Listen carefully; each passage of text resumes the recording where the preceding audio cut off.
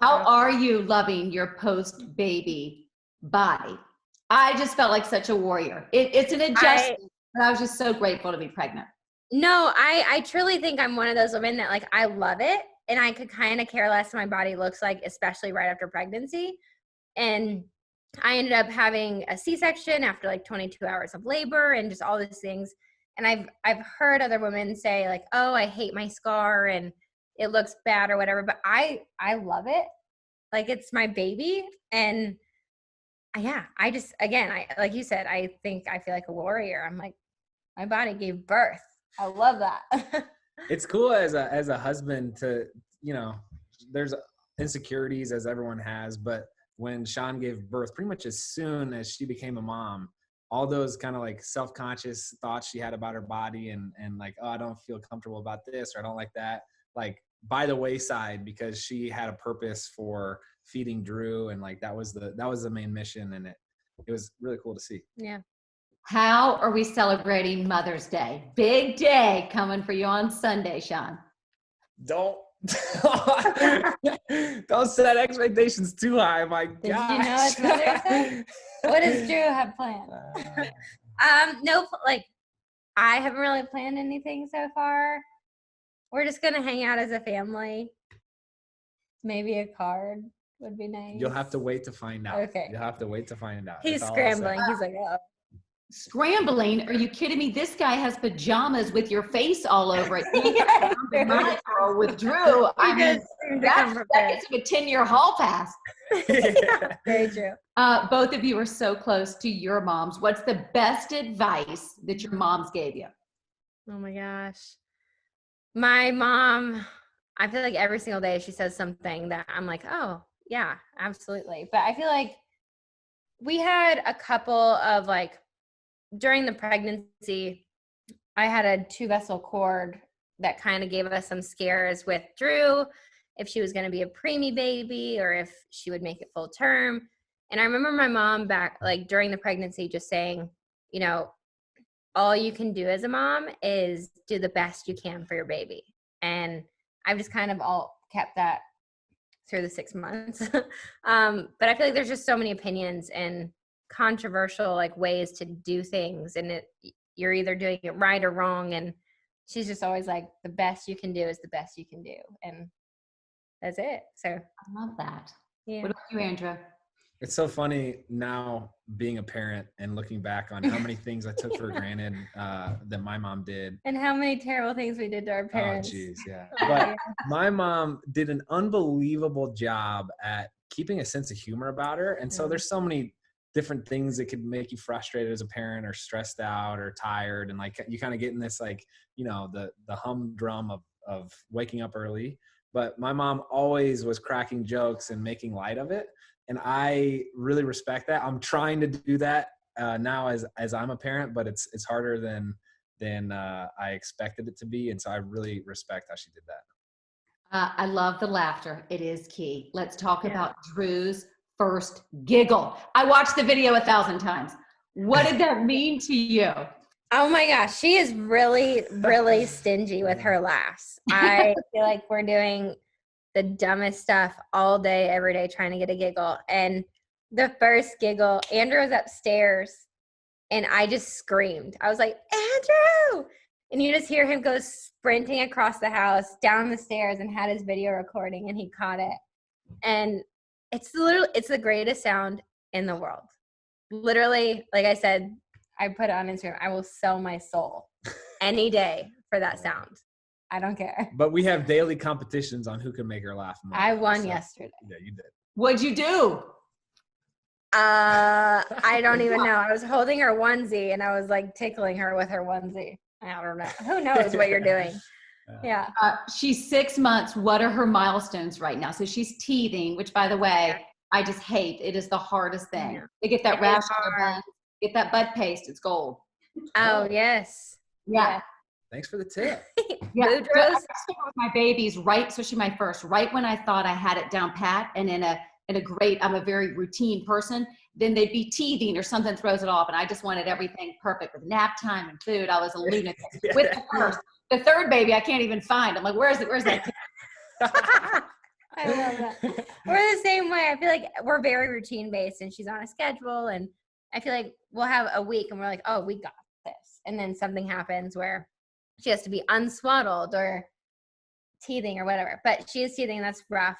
Her biggest milestone so far, we got the first giggle, smile, obviously. She's sitting up by herself now. She can stand up. If you prop her up, she'll hold like the side of a table and she'll just kind of stand there wobbling around, and it's adorable. It's amazing how fast she learns and grows. It blows my mind. She might have said her first word. We aren't sure. Literally in the back of the car, Andrew was sitting. I was driving for some reason, which never happens. Yeah. Andrew was sitting with her in the back, and she's like talking baby talk, which is drool and sounds. And all of a sudden, out of nowhere, she goes, "Dad." And Shawn and I stopped what we were doing. We both looked in the rearview mirror. We're like, "Oh my gosh, did that just happen?" It was not intentional, obviously, but it was Dad. But so monotone. So funny. Aren't you so excited to hear her little voice? I was like, what are they going to sound like? My second daughter talked like a duck. We were like, and she grew out of it, but I was like, it's the neatest thing. I can't wait.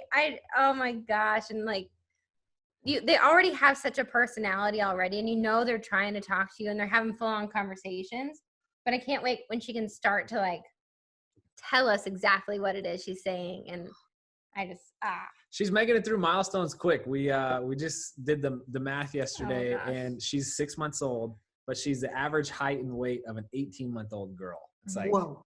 Yeah. WNBA, we're coming for you. Yeah. Right? Well, I'm looking with two superstar parents. Like, first of all, would you want her to be a gymnast, Shawn? So I think gymnastics is an amazing sport. I think it teaches kids incredible life lessons. So I think recreational gymnastics, every kid in the world should do. It teaches them how to like have coordination and body awareness and spatial awareness, and they fall down every day, all day. And I think that's a beautiful thing for a kid to learn. But when it comes to like what she wants to do, I'm fine if she wants to do gymnastics, but in no way, shape, or form are we gonna, scout the best coach around here, or I just want her to do what she loves. Andrew, she could be a long snapper. Girls are playing football now. This is a big thing. I just interviewed one down in Florida. That would be amazing. Yeah. A little athlete. Yeah, I think she will be an athlete. She's got my genes, so that's that bodes well for her. Yeah, she does. Drew is the happiest baby, and I love the term rainbow baby. Again, as a mom of three, I've been through everything. Tell me about that moment, finding out you were pregnant after suffering a miscarriage. Yeah, so I feel like every time I try to explain what that feeling was like getting pregnant a second time, it's hard to describe because it sounds bad when I first say it. But I feel like when I first told Andrew that we were pregnant the second time, we didn't really get that excited, and that's what sounds bad. But because we went through the miscarriage, the first pregnancy, I felt like it was such a harsh reality of even if you get pregnant, there's still so many hurdles to go through. And so I remember telling him and not making it like this huge deal. I literally found out at my best friend's house and I was like, here's the stick. That I remember showing him, we were both like, oh, yay. Okay, let's like go about everyday business, because again, it was just, there's so many hurdles. And I think we started to get really excited, and we had that like, we started to let it sink in when we saw the first like ultrasound, and we got to see her, and we got to see that everything was good and healthy, and we had a good chance of making it the whole way. So Andrew, how did the miscarriage affect you? As a husband, I didn't really experience all the things that Shawn did, just from an emotional standpoint. And she knew for a week that she was pregnant before she told me. And so we had one night together where we were kind of going through the roller coaster of emotions, where you're like, oh my gosh, we're having a kid, and you're terrified. And then you get excited and you start looking at baby shoes and all this stuff. And she had kind of already been through all that process and really was at the point of like preparing. And when we found out we had the miscarriage, it's really tough emotionally. So I was just doing my best to be there for her and give her whatever she needed. There were a lot of tears shed. But yeah, she's the strongest woman I know. So. Well, y'all are the cutest couple. We're going to play a little game called Couples Uncensored. All right. Yes. Oh gosh. I'm just warning you, we're not going to wake her up because I didn't do that with the first. But if you happen to hear her, I would love to get her. I've been looking so forward to this interview. Okay. Who gets the gold medal for changing diapers? Andrew. Yeah. I'll take it. I'll take it. You like, I might change more diapers throughout the day, but without fail, like poopy diapers, Andrew's like, I got it. Or every morning he changes her diaper. Like you do get like, yeah. I usually get the messy ones. Yeah. And can you believe how good you got at it so fast? In the beginning, I remember my husband was a little, and then he was like, whoosh, like a ninja. I mean, he could get that so fast, right? Neither of us had ever changed a diaper before, even like after we had Drew. And I remember in the hospital, the first time we had to change her diaper, and we're like, are we doing this wrong? We had to get a tutorial from the nurse. I'm still not good at it. Drew's so active. She'll kick her legs, and it's like, you gotta pin her down. Now. Yeah.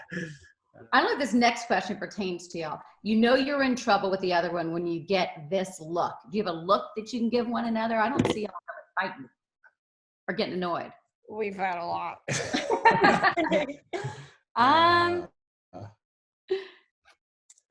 The eyebrows. I probably give Shawn the eyebrows. That's one that works for her. Drew can do the eyebrows too, which is hilarious. Oh my gosh, it's great. But it's a lot. Actually, I feel like we're so animated that whenever either of us go like monotone or like straight face or like dead face, it's not good. Whenever Shawn doesn't have a smile on her face, that's when I know I did something wrong. It's just like, oh no. That's what my husband says about me. When I go quiet, he's like, we'll bar the door. Yeah. Do you guys have a nickname for each other? Yeah. We do. You don't remember him? Bro and Bug? Yeah. Oh gosh.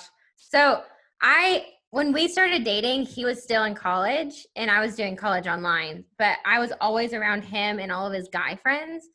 And I never wanted to be that obnoxious girlfriend that's like, oh, hey, boogaboo, you know? So, you know what I mean? Like, if we would have done that, we would not be sitting here exactly. right now. So all of his guys called him bro. That was like his name in the locker room. And so I called him bro, which sounds kind of weird when you think about it. And then apparently Shawn's nickname competing was Bug. So we always went bro and Bug. Yeah.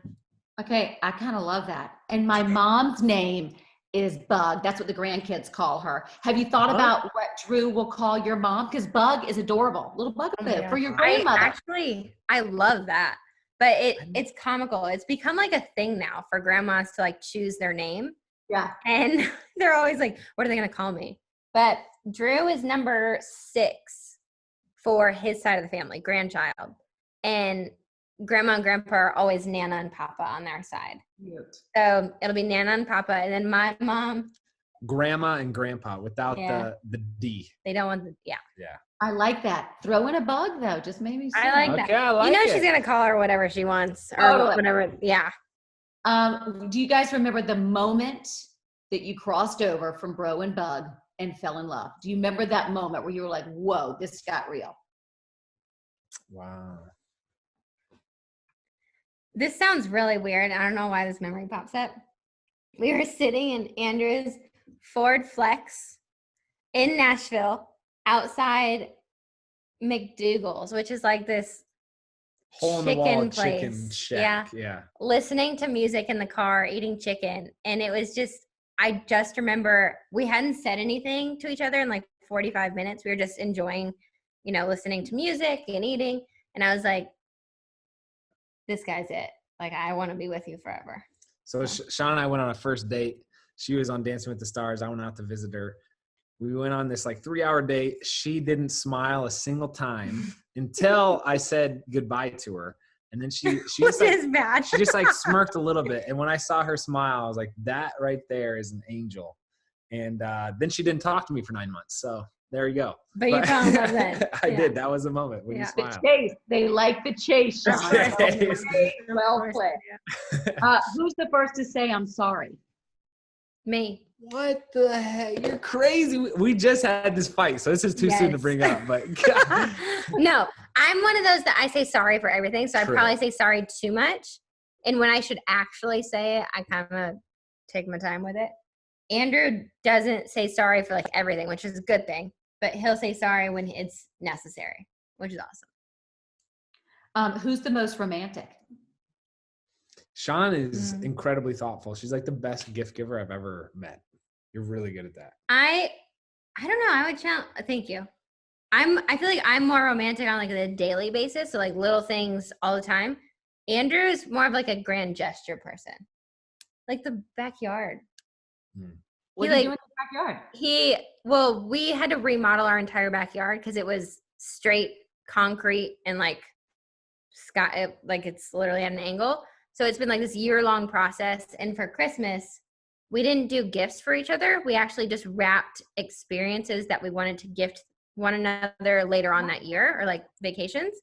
And he has this whole like dinner party set up where he wants our entire backyard to be like long tables and invite all of our friends and have a chef and have string lights and flowers. Like that's beautiful. I'm coming to that now that we're new friends. You're right. Nothing more. I'm holding that baby. Okay, last question. Yes. Who is most ready for baby number 2? I've been ready. I have been ready. As soon as I was like hesitant to have the first one, but as soon as I met Drew, I was like, oh, this is awesome. I didn't know I like babies like this, but they're a blast. So he's like trying to convince my OB that it's like we should be able to have a baby right now. I wanted Irish twins, didn't win that argument. No. So now I just want them within like a 2-year period.